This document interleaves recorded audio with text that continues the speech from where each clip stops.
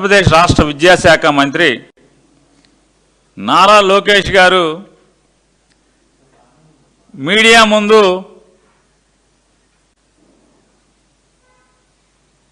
పెద్ద పెద్ద మాటలు చెప్తారు,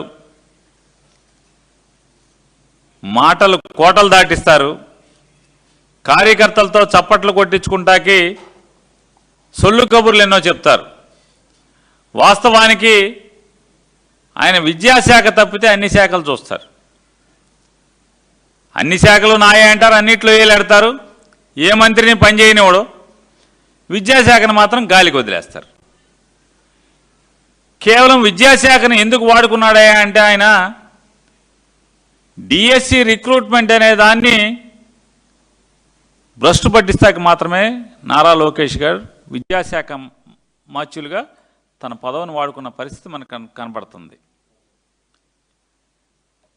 2025 డిఎస్సిలో అసలు మొదలు పెడతామే వెనకటికేదో సామెత చెప్తారు,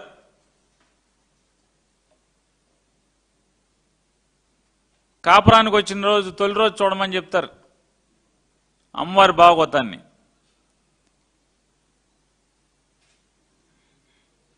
ఆయన మొదలు పెడతామే డిఎస్సి అప్పటికే జగన్మోహన్ రెడ్డి గారు ఒక డిఎస్సి కన్వీనర్ ఉంచారు. డిఎస్సి కన్వీనర్ ఒకవేళ అతను నచ్చలేదు, లేదు అతన్ని తరిమేసి ఇంకొక డిఎస్సి కన్వీనర్ వీళ్ళు మెచ్చినా వీళ్ళకి నచ్చినా వీళ్ళు ఎంచుకున్నా ఇంకొక అధికారిని డిఎస్సి కన్వీనర్గా పెట్టుకోవచ్చు. కానీ ఇక్కడ ఏంటంటే డిఎస్సి కన్వీనర్ ఏం చేస్తారు, పరీక్షలు నిర్వహిస్తారు. రిక్రూట్మెంట్ మొత్తం కూడా ఆయన నాయకత్వంలో ఆయన యొక్క పరిశీలనలో మొత్తం జరుగుతాయి. ఈ డిఎస్సి పరీక్షకి పేపర్ ఎవరు తయారు చేస్తారంటే ఎస్సీఆర్టీ వాళ్ళు చేస్తారు. ఇక్కడ గమ్మత్తు ఏంటంటే ఎస్సీఆర్టీ కన్వీనర్ ఒకడే, ఆయన్నే డిఎస్సి కన్వీనర్గా చేస్తారు. అంటే రెండిటికి పరీక్ష పేపర్ తయారు చేసే అతను, పరీక్ష పేపర్ చేసే వ్యవస్థ, పరీక్ష నిర్వహించే వ్యవస్థ రెండు ఒక మనిషికి ఇస్తారు. అంటే అక్కడే పారదర్శకత లోపించింది అనేది చిన్నపిల్లోడిని అడిగినా లేదా పెద్దగా చదువు రానటువంటి ఏ వ్యక్తిని అడిగినా, లోకజ్ఞానం ఉన్న ఎవరిని అడిగినా కూడా చెప్తారు. దీనికి పెద్దగా పండితులు అక్కర్లేదు.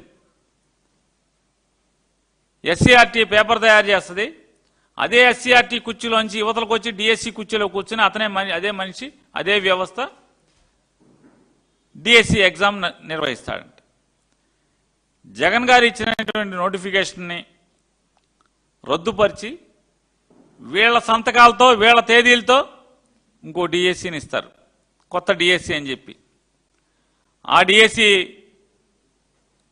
మొత్తం అంటే పారదర్శక పాత్ర వేసి అక్కడితో ఆగరు. ప్రశ్నాపత్రాల తయారీలో ప్రక్రియ మొత్తాన్ని, అది కాన్ఫిడెన్షియల్ ప్రాసెస్ని లేదా అప్లోడింగ్ని లేదా డిజిటలైజేషన్ని, వీటన్నిటిని ఎవరుంటారా అంటే ఎవడో పర్మనెంట్ ఎంప్లాయీస్ ఉండరు.